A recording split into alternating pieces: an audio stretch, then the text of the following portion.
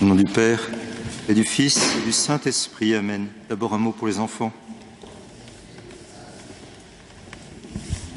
Le jeudi saint, c'est la fête de la Sainte Eucharistie et aussi des prêtres, du sacerdoce, des évêques et des prêtres, des diacres. Parce que Jésus dit à ses apôtres, le dernier jour, le dernier repas, faites ceci en mémoire de moi. Faites ceci, c'est l'Eucharistie. Il leur donne le pouvoir de célébrer la messe, de consacrer l'hostie. Cette année, il n'y a aucune ordination sacerdotale dans le diocèse de Lyon. L'année dernière, il y en avait 2. L'année précédente, il y en avait 4. Donc 4, 2, 0. Probablement 0 l'année prochaine non plus. Aussi plutôt. Donc il faut prier le maître de la moisson, dit Jésus, pour qu'il envoie des ouvriers à sa moisson, parce que la moisson est abondante et les ouvriers sont peu nombreux. Alors dans les prochains mois, on va aller en pèlerinage à Ars, on va participer à des adorations eucharistiques pour demander dans la prière les vocations sacerdotales dont nous avons besoin. J'ai commencé à distribuer le bulletin du mois d'avril. Vous pourrez le récupérer s'il en reste, sinon vous attendrez demain et les jours suivants. Dans le petit mot de ce bulletin, je rappelle, que s'il n'y a pas de prêtre, il n'y a pas d'Eucharistie. S'il n'y a pas de prêtre, il n'y a pas de sacrement de pénitence. S'il n'y a pas d'évêque et de prêtre, il n'y a pas de sacrement de confirmation.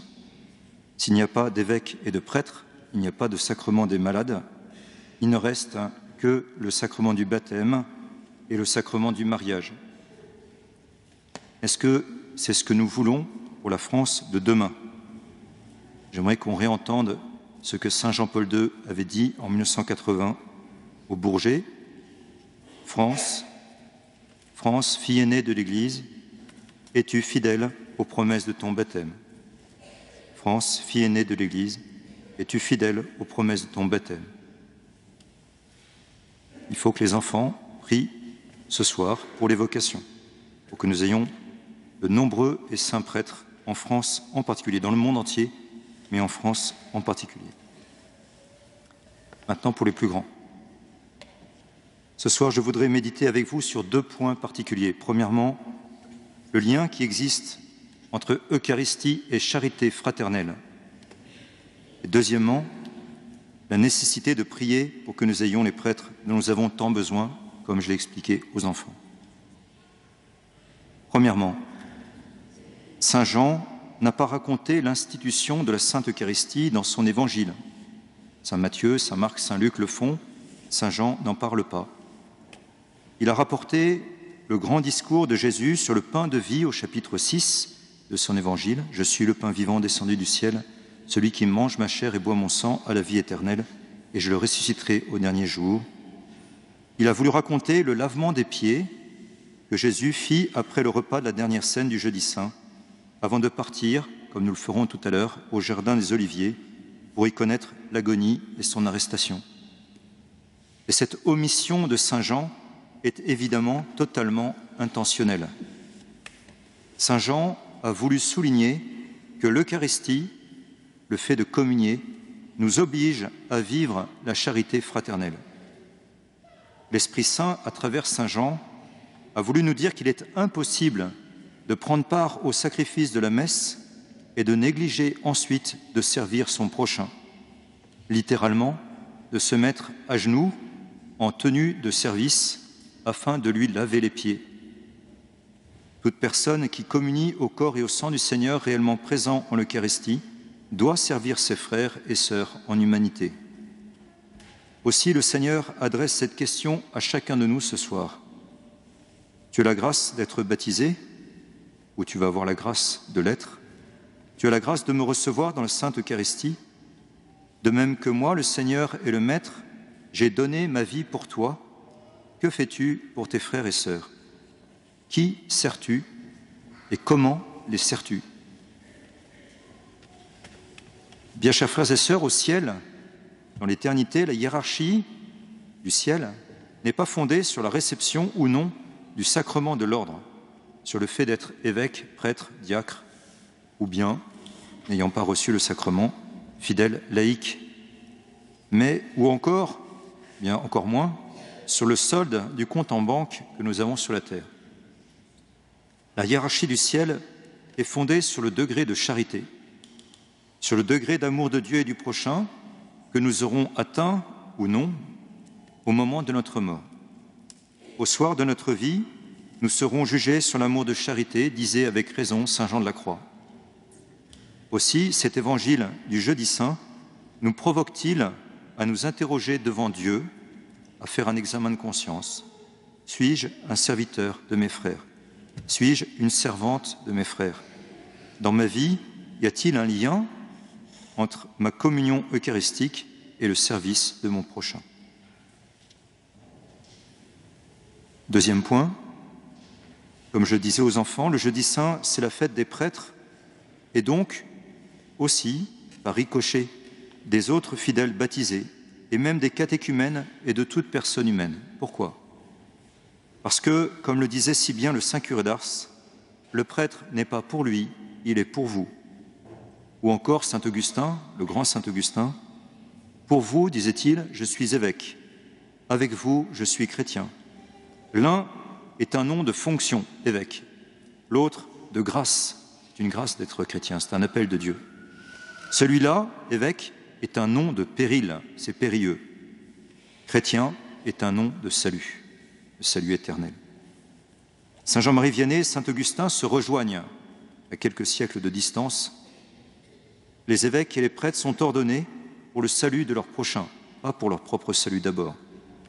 Un homme appelé par Dieu n'est pas ordonné prêtre ou évêque pour lui-même, mais pour rassembler dans l'unité de l'Église tous les enfants de Dieu dispersés.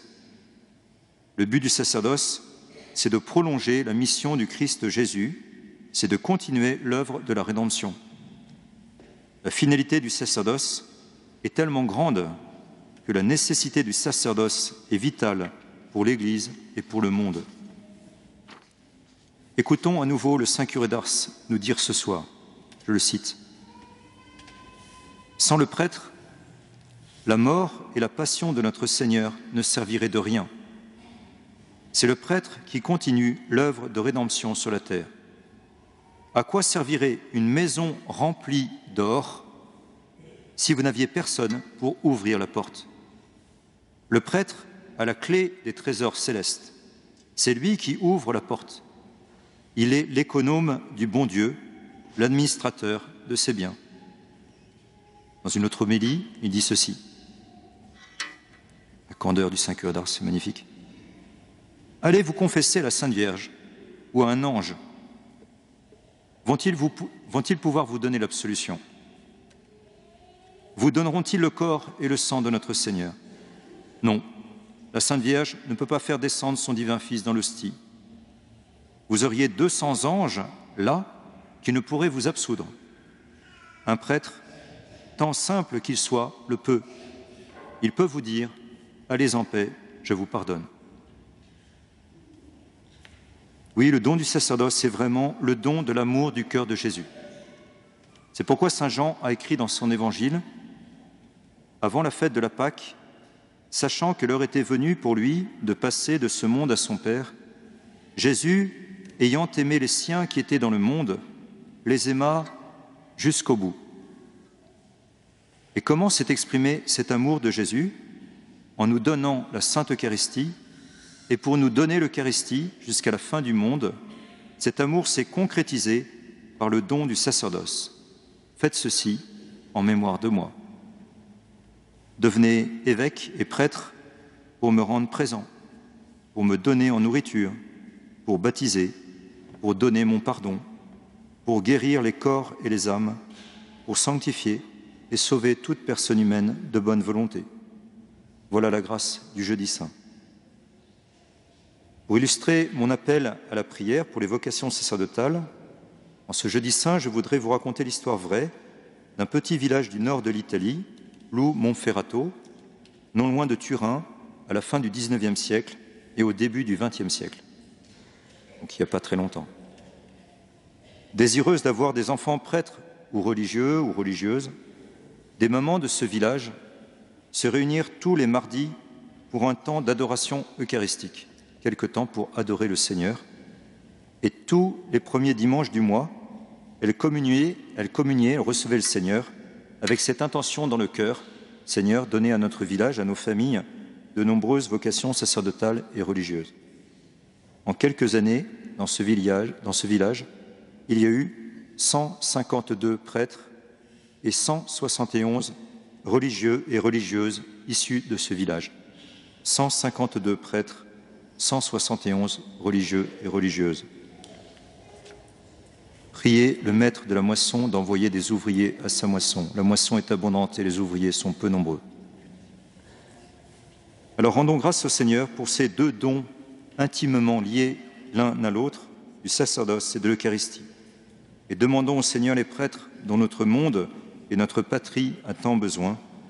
Et engageons-nous dans le service de nos frères et de nos sœurs, après avoir reçu ce soir, humblement et pauvrement, le Seigneur dans la Sainte Communion. Amen. Au nom du Père et du Fils et du Saint-Esprit. Amen.